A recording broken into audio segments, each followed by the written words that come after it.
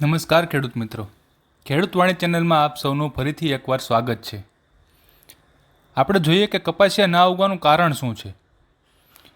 ઘણી વખત આપણે માર્કેટમાંથી કે એગ્રોમાંથી કપાસિયાનું બિયારણ લાવતા હોઈએ છીએ અને આપણા જમીનમાં વાવેતર કર્યા બાદ ઉગી શકતું નથી, 100% એમનો ઉગાવો મળતો નથી અથવા તો ઉગીને સુકાઈ જાય છે. તો એનું કારણ શું છે એની આપણે આજે વાત કરવાની છે. તો એના મુખ્ય 3 કારણો છે. પહેલું છે બિયારણની પસંદગી, બીજું છે વહેલું વાવેતર અને ત્રીજું છે પાણીની અસર. હવે આ 3 કારણો કેવી રીતે જવાબદાર છે તેના વિશે આપણે વિસ્તારથી સમજીએ. પહેલું કારણ, બિયારણની પસંદગીમાં. તો બિયારણની પસંદગીમાં પહેલું આપણે જોઈએ તો જમીનને અનુરૂપ બિયારણ. ઘણી વખત ખેડૂત મિત્રો એગ્રો ડીલર પાસે કે માર્કેટમાં બિયારણ લેવા જતા હોઈએ છે ત્યારે એગ્રો ઇનપુટ ડીલર ઘણા બધા બિયારણની ભલામણ કરતા હોઈએ છે. એ બિયારણ આપણા જમીનને અનુરૂપ છે કે નહીં એ આપણે પહેલાં જોવું જોઈએ. ઘણી વખત માર્કેટમાં એવું બધું બિયારણ આવી રહ્યું છે કે જેના ઉપર કોઈ પણ પ્રકારની સીડ ટ્રીટમેન્ટ લાગેલી હોતી નથી, જેના કારણે પણ આપણું બિયારણ સારી રીતે ઉગી શકતું નથી અથવા તો ઉગીને સુકાઈ જાય છે. અથવા તો આપણે જે બિયારણ લાવીએ એ બિયારણ આપણા જમીનને અનુરૂપ હોતું નથી અથવા તો એ આબોહવા એ બિયારણને અનુરૂપ હોતી નથી.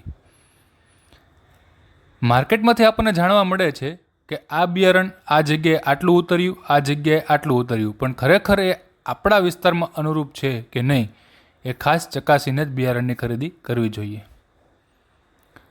સારી કંપનીનું બિયારણ ખરીદવું જોઈએ.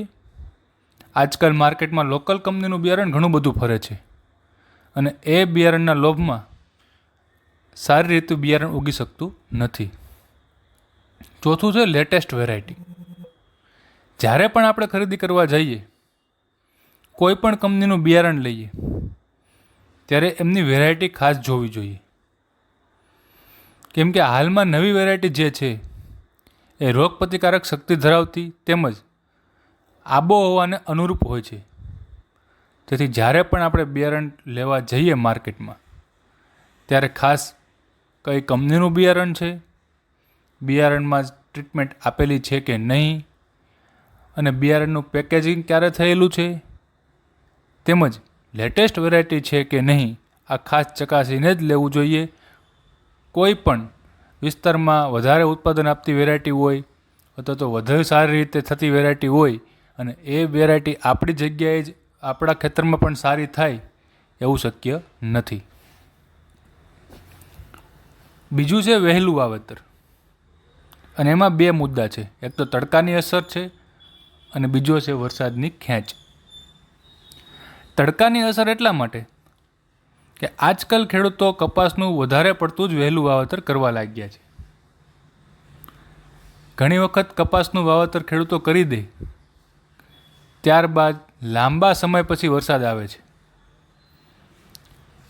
જો વરસાદ સારો આવે અને બિયારણના ઊંડાઈ સુધી પાણી પહોંચી જાય તો બિયારણ સારી રીતે ઉગી જાય છે. પરંતુ જો વરસાદ માપમાં આવે અને બિયારણ સુધી પહોંચી શકતો નથી તો જમીનના ભેજના કારણે એ બિયારણ ઉગી શકતું નથી. અથવા તો જો ખેડૂતના ખેતરે પિયતની સુવિધા છે અને વહેલું વાવેતર કરવામાં આવ્યું છે તો એ તડકાની લૂના કારણે પણ બિયારણ ઉગી શકતું નથી. એક તો વહેલું વાવેતર પણ એટલું જ જવાબદાર છે જેટલું બિયારણની પસંદગી. જો સારું બિયારણ લાવીએ છીએ તો વાવેતરનો પણ સમય નક્કી કરવો જોઈએ. ત્રીજું છે પાણીની અસર.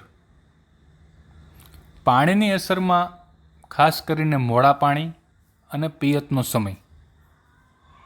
ઘણા ખેડૂતોને કૂવા કે બોરના પાણી મોડા હોય છે અને એ પાણી વધારે તડકામાં અથવા તો વધારે વહેલા વાવેતર કરેલા હોય અને મોડા પાણી જો કપાસના બિયારણને મળે છે તો એ પણ એક મુખ્ય કારણ છે કે બિયારણ ઉગી શકતું નથી અથવા તો ઉગી જાય છે અને જ્યારે બીજું પિયત આપીએ છીએ ત્યારે એ કપાસ પીળો થઈને સુકાવા લાગે છે અથવા તો મરી જાય છે. એમાં આપણે વધારે જોઈએ તો કે પિયતનો સમય. હવે વહેલા વાવેતર જ્યારે આપણે કરેલું હોય ત્યારે આસપાસ 40-42 ડિગ્રી તાપમાન હોય અને એ સમયે બપોરના સમયે જો આપણે પિયત આપીએ છીએ તો એ પિયતની સાથે જમીનની વરાળ પણ જમીનમાં ઉતરે છે અને એ જમીનની વરાળને કારણે પણ કપાસનું બિયારણ ઉગી શકતું નથી અથવા તો ઉગી જાય છે અને બીજા પિયત સમયે જો બપોરના સમયે આપણે પિયત આપીએ છીએ તો એ કપાસનું બિયારણ મરી જાય છે અથવા તો પીળું પડીને સુકાઈ જાય છે.